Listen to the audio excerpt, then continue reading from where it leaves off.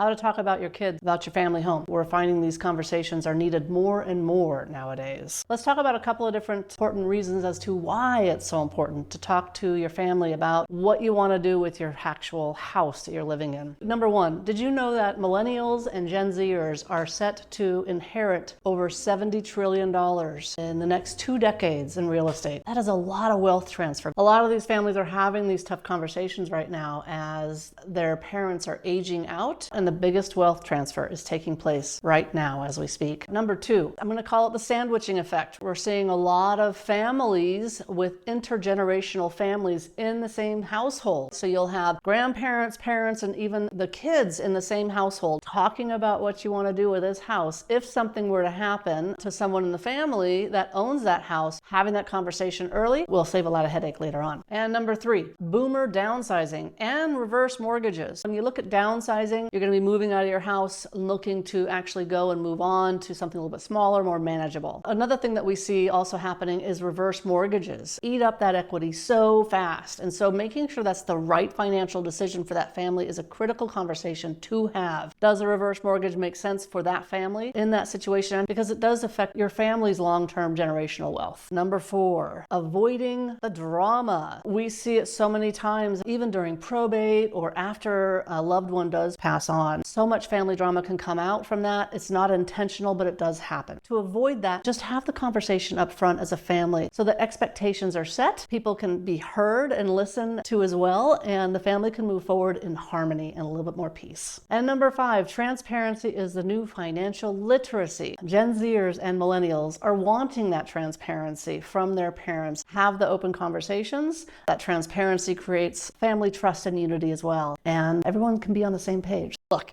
if your kids can handle TikTok trends, they can handle a tough conversation about your home. So go and have it with them today. Comment below and tell us if you've had these types of conversations with your family. I want to know, and we'll see you in the field.